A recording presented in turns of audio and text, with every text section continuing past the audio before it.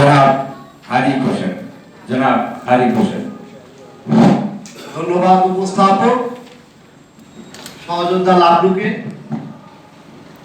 এই উপস্থিতি, গণমুখী ও বাস্তব ভিত্তিক বাজেট প্রণয়ন করায় মাননীয় প্রধানমন্ত্রীকে অভিনন্দন জানিয়ে আজকের এই বাংলাদেশ বিড়ি শ্রমিক ফেডারেশনের সাংবাদিক সম্মেলন।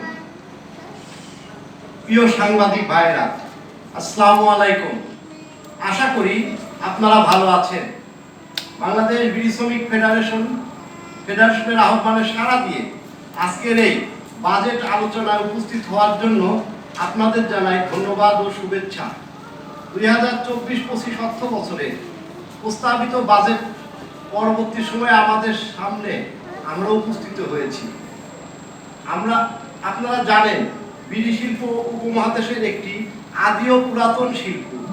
এই উপমহাদেশ যখন বেকার মানুষের কোনো কর্মসংস্থানের সুযোগ ছিল না, তখন বিড়ি শিল্পই ছিল একমাত্র কর্মসংস্থান। আজও দেশে এমন অঞ্চল রয়েছে যেখানে বিড়ি শিল্পই কর্মসংস্থানের একমাত্র অবলম্বন। প্রিয় দেশপ্রেমিক সাংবাদিক বৃন্দ, সুখী সমৃদ্ধ উন্নত স্মার্ট বাংলাদেশ বিনির্মাণে অঙ্গীকার স্লোগানকে সামনে রেখে 2024-25 অর্থ বছর বাজেট পেশ করা হয়েছে। এটি দেশের 53তম বাজেট। এই বাজেটের মূল লক্ষ্য মূল্যস্ফীতি নিয়ন্ত্রণ। সংকটের এই সময়ে এটি একটি গণমুখী বাজেট। এই বাজেটে চাল, গম, আলু, মসুর, পেঁয়াজ, রসুন, মটর, ছোলা, ভোজ্য তেল, ময়দা, আটা, লবণ,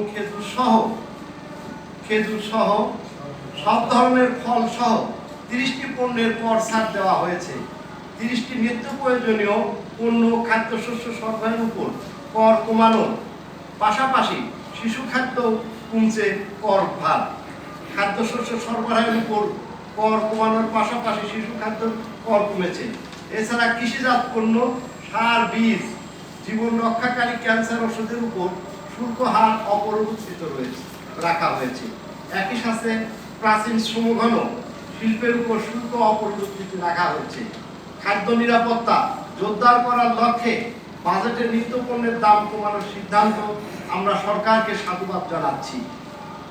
বাস্তব ভিত্তিক ও সময় উপযোগী প্রণয়ন করা বাংলাদেশ বিড়ি শ্রমিক ফেডারেশনের পক্ষ থেকে মাননীয় প্রধানমন্ত্রী জননেত্রী শেখ হাসিনার প্রতি কৃতজ্ঞতা, ধন্যবাদ ও অভিনন্দন জানাচ্ছি। একই সাথে মাননীয় অর্থমন্ত্রী ও জাতীয় রাজস্ব বোর্ডের চেয়ারম্যান মহোদয় সহ সংশ্লিষ্ট সকলকে ধন্যবাদ ও কৃতজ্ঞতা জানাচ্ছি। বাংলাদেশের বিড়ি শ্রমিকরা অতীতেও জননেত্রী শেখ হাসিনার সাথে ছিল, বর্তমানেও আছে এবং ভবিষ্যতেও থাকবে। প্রিয় কলম সৈনিকগণ, 2024-25 অর্থ বছরের প্রস্তাবিত বাজেট নিম্ন স্তরের 10 টাকা সিগারেটের খুচরা মূল্য 45 টাকা থেকে মাত্র 5 টাকা বাড়িয়ে 50 টাকা নির্ধারণ করা হয়েছে। অর্থাৎ প্রতি শলাকার দাম বাড়ানো হয়েছে মাত্র 50 পয়সা, 11%, যা খুবই সামান্য। সম্পূরক শুল্ক মাত্র 2% বাড়িয়ে 58 থেকে 60% করা হয়েছে। বর্তমানে নিম্ন স্তরে সিগারেট টোবাকো মার্কেটে 75% থেকে 80% দখল করে আছে এসব নিম্ন স্তরের cigarette. British America tobacco company, যার ফলে নিম্ন স্তরের সিগারেটের ভোক্তা উত্তর আরো বৃদ্ধি পাবে।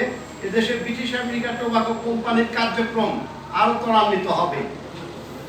তাই এই বছরের বাজেটে নিম্ন স্তরের সিগারেটের মূল্য স্তর ও সম্পূরক শুল্ক আরো বৃদ্ধি করে ব্রিটিশ আমেরিকা টোবাকো কোম্পানির কারসাজি বন্ধের আহ্বান জানায় বাংলাদেশ বিড়ি শ্রমিক ফেডারেশন।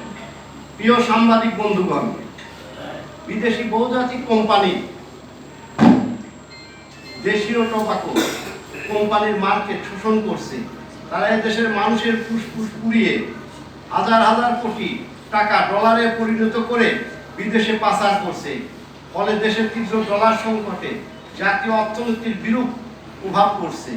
দেশের 1.5 শতাধিক মাননীয় সংসদ সদস্য বিদেশি বহুজাতিক কোম্পানির নিম্ন স্তরে সিগারেটের মূল্য 45 টাকা থেকে 60 টাকা করার জন্য জাতীয় রাজস্ব বোর্ডকে সুপারিশ করেন। কিন্তু সরকারের মধ্যে ঘাপটি মেরে থাকা কিছু অসাধু কর্মকর্তা মাননীয় সংসদ সদস্যদের সুপারিশকে উপেক্ষা করে প্রস্তাবিত বাজেটের এই স্তরে সিগারেটের মূল্য খুব বেশি বৃদ্ধি করেননি। বহুজাতিক কোম্পানি নিম্ন স্তরে সিগারেটের মূল্য স্তর ৪৫ টাকা থেকে ৬০ টাকা এবং সম্পূরক শুল্ক ৫৮ থেকে ৬৫% বৃদ্ধি করা হলে এই স্তরে সিগারেট থেকে প্রতি বছর অতিরিক্ত ৫,০০০ কোটি টাকা রাজস্ব আদায় হতো, যা আন্তর্জাতিক মুদ্রা তহবিল, IMF, ঋণ পরিশোধ এবং স্মার্ট বাংলাদেশ বিনিময়ে সহায়তা ভূমিকা পালন করত।